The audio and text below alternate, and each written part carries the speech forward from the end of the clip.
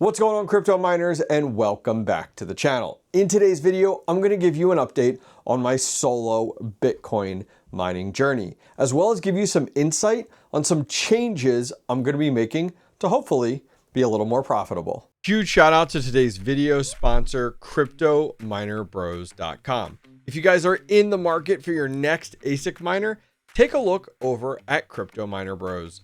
Now, right now, they got some great deals going on their website. Some miners that I'm absolutely interested in.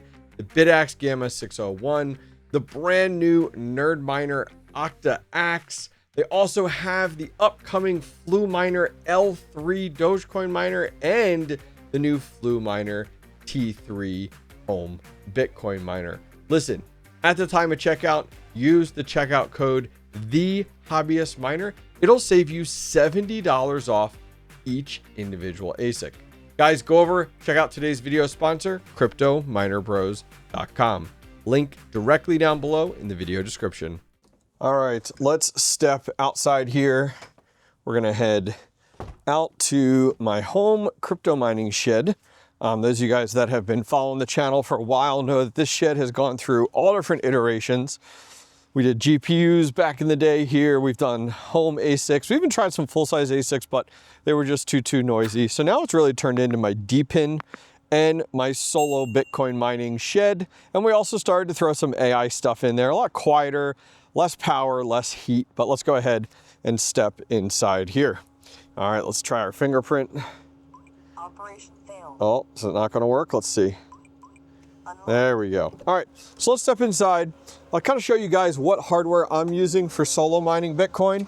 And then I got some inside the house as well that I do want to show you. So this is, sorry about that light, it's quite a glare. This is my home crypto mining shed. We have a Gladiator kind of husky style rack here in the middle. And we got a variety of different hardware here. So let's kind of run through it real quick. So all of my home solo Bitcoin miners that I've been collecting over time, I love it. It's a weird hobby, isn't it? Like, solo mining is so much fun, but you want to keep buying more and more hardware, increasing your hash rate, buying kind of the latest one that's come out. I think the Hydro miner here is kind of my latest one that I picked up, which is such a cool concept. But all of my home solo Bitcoin miners are running to my own node. This is my own Bitcoin node. We'll talk about this more in a minute. This is called the X node from the team over at Bitcoin Merch. And everyone is running directly to this guy. Look at that fan isn't even turning because it's so cold out here. It's probably in the 30s right now inside this shed. So stepping up here, taking a look, these are probably some of my older units. These are the Nerd miners. They're little USB miners, really small hash rate. They're very inexpensive. I think each of these was maybe 25 bucks and we're running 11 of them total. They just run off of a USB hub. They don't put out a ton of hash rate, but they're great to step into it. And you could plug one of these in to your computer and run one of these pretty much anywhere. Now, the effort's really low, the hash rate's really low. As I said, you're pretty much in the kilohash range. Now, I also have back in here the Bitaxe 601. This is pretty much most of you guys probably have one of these, or this is where you guys had started. Before that, we have the earlier iteration, which is the Supra here, which is Bitcoin as well. This is actually it's a Bitaxe 403 made by ACS. It's a one terahash model as well. It's their own different kind of take on cooling. You can see it's like a whole 3D printed setup there that actually has a fan pulling from the bottom. So it's very different. Sorry, my gimbal is all over the place. See how the fan pulls from the bottom and then pushes the air up through it? You can actually see some dust kind of gathering there. Definitely a different design. I've highlighted all these on my channel. This is actually not a home Bitcoin miner. This is my hammer miner, and I've actually overclocked it. We're up to 123 megahash. We're solo mining Dogecoin on this. I'll actually show that page here later on in the video if you guys are interested in expanding into other algorithms into script mining. This is one of the first pretty much ones out there that has been released. This is actually a prototype unit, very similar to like the Bitaxe model. So then jumping on, we do have the Bitaxe Supra, or not Supra, this is a Super And this one's definitely different than most out there. It's a little bit bigger. It's kind of like a hybrid between your Bitaxe and kind of the Hydro version here with newer chips, the 1370 chips on it. You can see it has kind of the first iteration of that new connection type versus the barrel plug, which I will say I do like this significantly better. We did move on, and we do have the Hydro. This one's pretty slick. You can kind of see back behind there, we have a little radiator design with some RGB fans. Who doesn't like RGB? Let's be honest. I've been hashing away there with the 1370 chips there. Now jumping down here, this one's very different. I did have this at my desk for a while. This is actually the Bitaxe Touch. So this is pretty sweet. It's kind of nice to be able to like put this on your desk with that 20 watts, which is absolutely crazy. And this one does actually pretty dang good through it. It has all these different screens and configurations that you can go ahead and kind of touch through. It gives you all the different details. Yeah, so this one's at 1.2 right now, but I don't know if you saw the temps there. Look at that, 14C. It's a little chilly out here, for sure. Other than that, these are Gold Shell Bytes. These are on like Script and Aleo. This one is on Script as well. We do also have the Gecko A2Z down here. This one's been hashing away, a newer model that we did highlight on the channel as well. So pivoting over here, I do have at my other shed, which is not pictured here. This is actually the Z9 Mini, but at my other shed, I do have an S9i that's been tuned down to 300 watts using Braiins, and that one's actually solo mining Bitcoin as well. And then over here, these are not GPUs, but they absolutely look like it. These are the MagicMiner BG01 and BG02s. The BG01s are the kind of the lighter silver. BG02 is this darker color here. And we do have all different, you know, they're nice. They actually hash pretty dang good. I mean, look at this one, 8.8. Or that's the price of Bitcoin. Oh my word. Let me wait for that screen to rotate there. There we go. This is more absolutely realistic. 5.8 to 6. This one's your 2.6 to 3. And that one's your 5.7 to 8. 8.8. Yeah, so this one's 5.7 to 6 in that regard. All right, so that's everything I have out here in the shed. Oh wait, I do have up here these guys. These are the BMM 101s.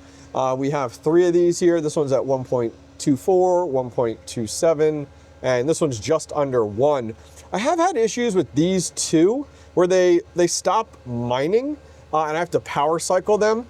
And something I've noticed, and this is just, you guys can tell me, on some of these I have a little bit lower hash rate, and I'm wondering if it has anything to do with the pool that I'm running these on.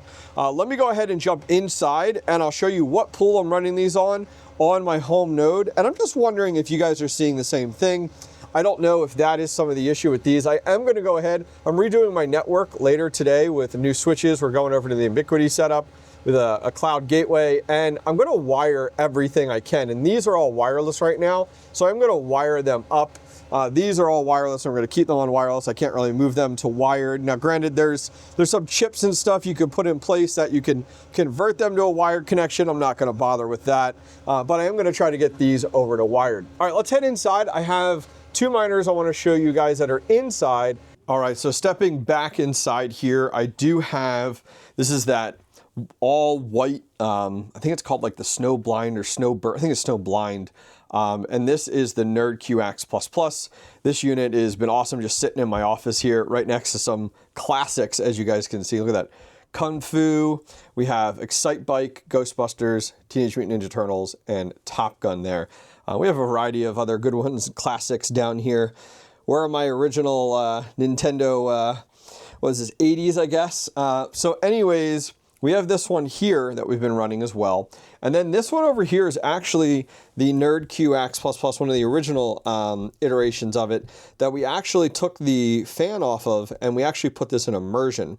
And when I moved my immersion tank over, I did notice, I noticed it before, was the power supply actually went for this. Now, that's probably my fault. I was overclocking this pretty hardcore as far as I could push it, so I'm not surprised I killed the power supply.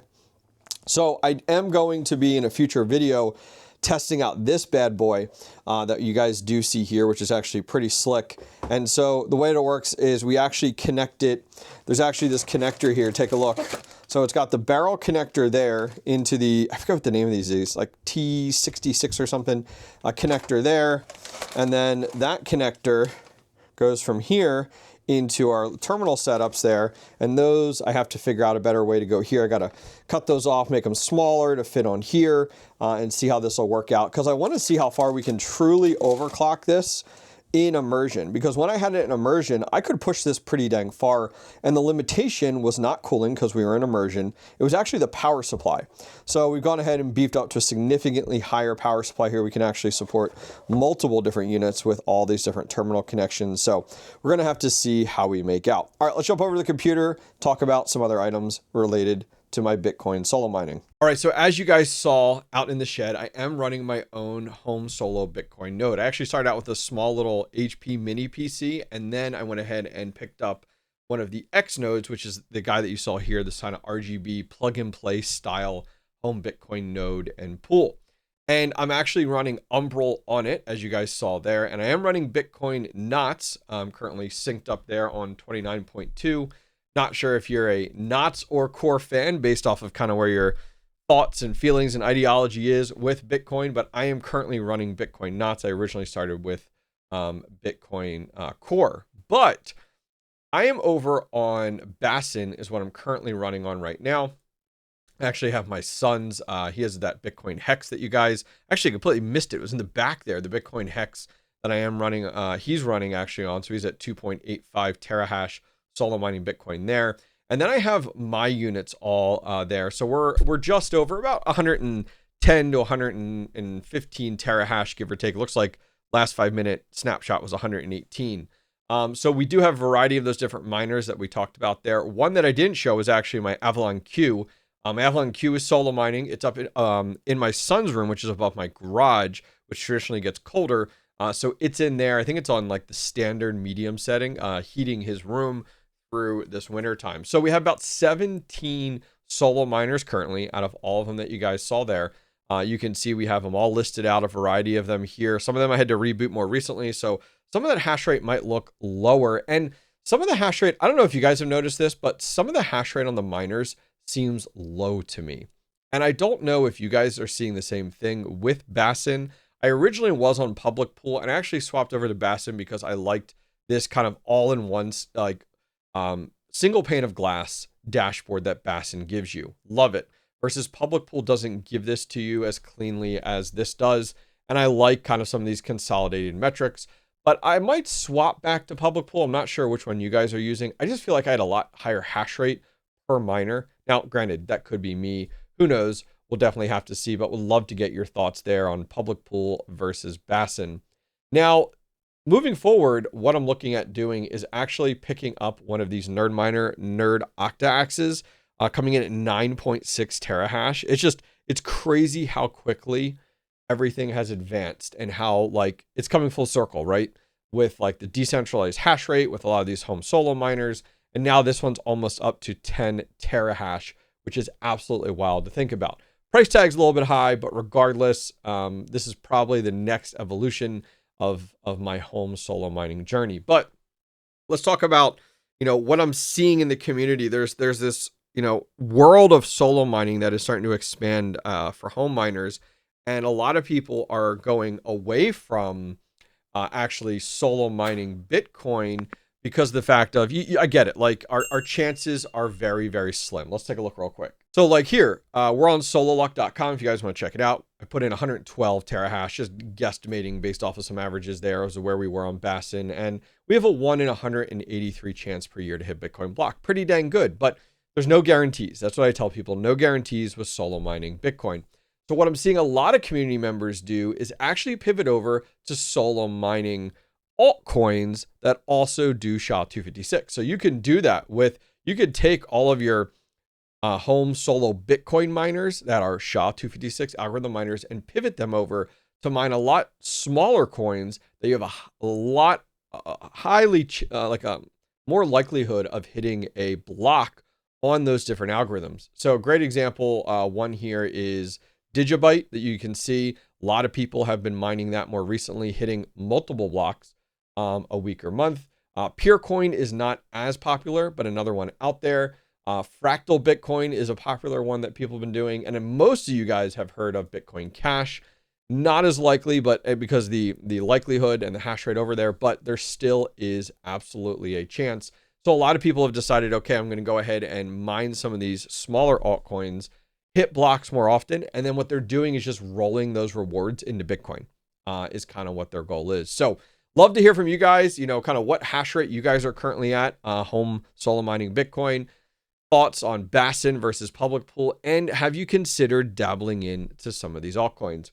All right, guys, thanks for joining me today. I'll see you guys next time.